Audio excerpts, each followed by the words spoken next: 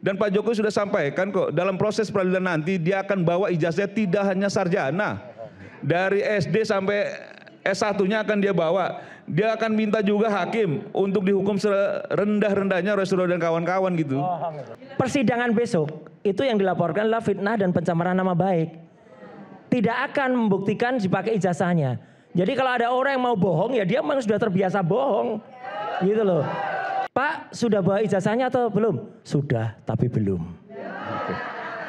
Jadi makanya benar statement Prof Mahfud, benar statement Pak Jenderal Susno Duaji, benar statement Pak Ugroseno. Harusnya dibuktikan dulu ijazahnya di PT UN atau di peradilan yang lain. Kamu katanya mau, kamu katanya nggak motor. Kan? Sudah berhenti kan? Ini nggak konsisten. Aiman minta saya ngomong apa nggak ini? Ya. Karena menurut saya memang sudah pada ujungnya ini kebenaran akan menemukan jalannya sendiri. Ini. Dan mudah-mudahan tidak lagi keluar-keluar nanti dari Polda Metro pakai kursi roda atau penyangga leher gitu ya. Mudah-mudahan dengan gagah berani lah menghadapi daripada proses hukum. Sudah Saya kan nggak pernah motong lari. Tadi kan saya nggak pernah motong ya. Nanti saya potong. Nah itu yang menurut saya itu mau berapi-api pun disampaikan Roy Suryo, Rustam di sini gitu ya. Itu tidak akan menghasilkan apapun kecuali narasi-narasi yang akhirnya membelah orang, meyakini yang mana, asli atau palsu. Sekarang nanti kalau hakim memutuskan, wah ternyata ini asli. Dan Pak Jokowi sudah sampaikan kok, dalam proses peradilan nanti dia akan bawa ijazahnya tidak hanya sarjana. Dari SD sampai S1-nya akan dia bawa. Dia akan minta juga hakim untuk dihukum serendah-rendahnya Roy Suryo dan kawan-kawan gitu. Tapi ini bagian dari pelajaran. Nah itu yang disampaikan.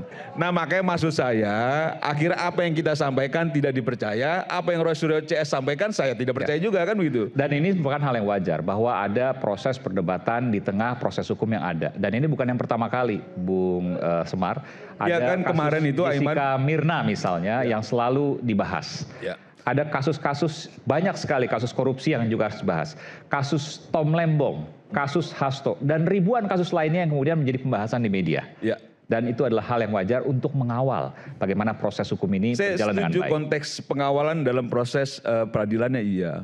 Kan begini ya, kita sudah memasuki tahapan berikutnya nih Aiman. Bahwa kemarin kita berdebat soal membangun wacana asli palsu, sekarang sudah dijadikan tersangka 8 orang. Berarti sudah ada tahapan berikutnya, pemeriksaan dan sebagainya. Kita diskusikan lagi soal itu, bukan diskusi ke belakang lagi gitu loh. Karena menurut saya ketika kita melakukan diskusi soal apa yang tadi disampaikan, itu sudah lewat di kemarin itu. Di beberapa waktu lalu sebelum ditetapkan tersangka. Nah ketika sudah ditetapkan tersangka, siapkan materi substansinya untuk membela diri dalam proses peradilan. Yang sudah ada di depan mata kan gitu loh. Jadi jangan juga Aiman mulai menakut-nakuti bawa koper atau enggak. Jangan, saya rasa sudah disiapkan juga itu. Jadi nggak perlu. Gini Mas. Satu ya, bahwa kemungkinan. Saya sangat nyantai banget ini Aiman, karena sangat tenang sekali. Outfit saya nyantai banget. Tenang kenapa Mas? Maksudnya tenang kenapa? Karena menurut saya memang sudah pada ujungnya ini kebenaran akan menemukan jalannya sendiri. Ini saya jawab sebentar. Oke, silakan. Yang namanya peradilan itu kalau mau membuktikan ijazah itu harusnya peradilan ketika ijazah itu dilaporkan palsu atau tidak. Pasal 262, 263. Dan itu dengan sangat curang dihentikan. Persidangan besok itu yang dilaporkan adalah fitnah dan pencemaran nama baik. Tidak akan membuktikan dipakai ijazahnya. Jadi kalau ada orang yang mau bohong ya dia memang sudah terbiasa bohong. Gitu loh. Besok pun pasti akan ditanya, Pak sudah bawa ijazahnya atau belum? Sudah, tapi belum. Karena nggak akan, ini gawangnya digeser. Jadi makanya benar statement Prof Mahfud, benar statement Pak Jenderal Susno Duaji, benar statement Pak Ugroseno. Harusnya dibuktikan dulu ijazahnya. Di PT UN atau di peradilan yang lain, benar atau enggak, dibuktikan temuan Pak Bonatua Silalahi. Nah itu nanti kalau pas giliran bicara, temuan-temuan beliau pada saat di sidang, dan mungkin nanti Ustadz Kosinudin akan bisa lebih jelas. Saya itu mengingatkan Roy Suryo supaya tidak terlalu saya nggak motong loh ya. Dirinya paling suci. Anda motong ini. Dirinya paling kamu benar. Katanya mau, kamu katanya nggak motong. Sudah berhenti kan? Ini nggak konsisten. Aiman minta saya ngomong apa nggak ini? Ya. Karena dirinya merasa suci. Sedangkan satu republik tahu Roy Suryo siapa. Satu republik tahu Roy Suryo siapa. Kalian juga tahu Roy Suryo siapa, kan gitu loh. Nanti saya bertanya. Kan gitu loh. Kalian tahu gitu loh. Roy Suryo itu siapa. Rustam juga tahu Roy Suryo siapa, kan begitu loh.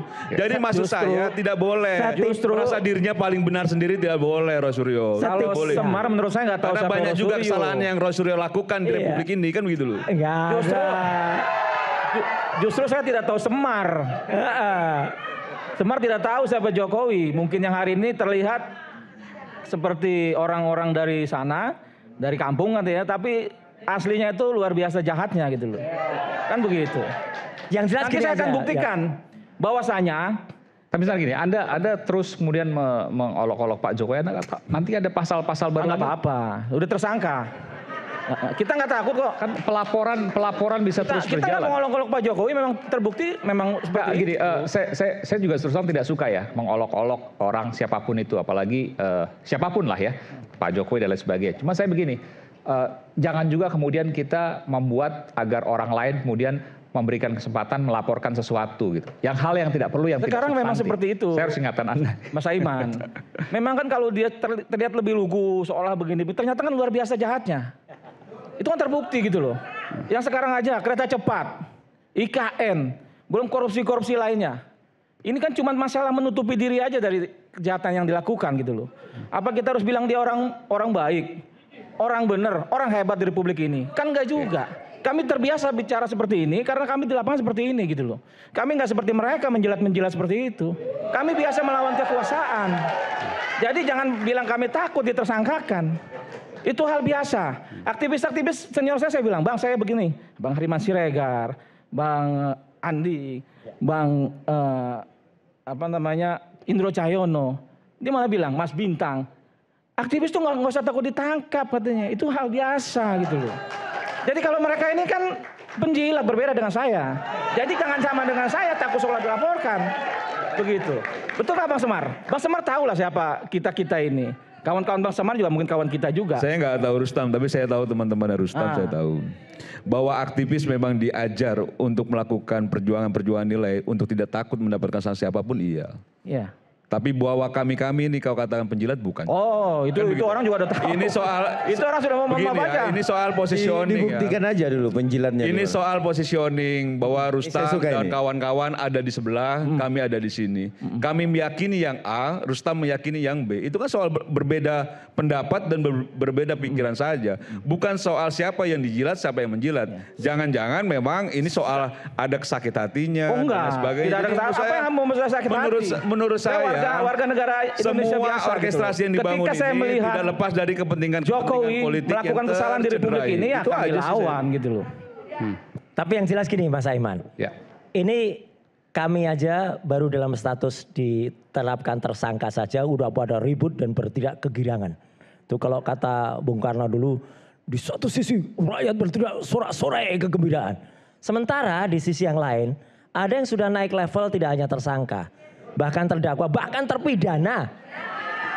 Udah terpidana 6 tahun, masih mengolok-olok hukum Indonesia dan masih dapat gaji bagi dia seorang komisioner. Ini kan keterlaluan.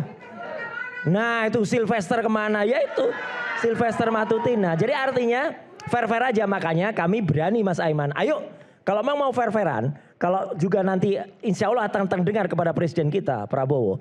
Prabowo melihat ini, apakah rela? Ini penting banget. Di saat rezim Jokowi, ya, dia pasti juga mendengar bahwa di saat ada 2 anak bangsa yang dipidanakan, namanya Bambang Trimulyono dan Gus Nur. Pak Prabowo, di saat rezim Anda, di saat rezim Prabowo Subianto, apakah Anda juga akan melihat dan membiarkan ada jumlah angkanya itu angka kesayangannya Prabowo 8 tersangka Oke. Dan nantinya juga dipidana, dan dunia akan mencatat Jokowi mempidanakan 2 orang gara-gara ijazah palsu yang hanya berupa fotokopi. Prabowo di saat rezim Prabowo dipidana 8 orang gara-gara fotokopi ijazah juga. Itu. Oke.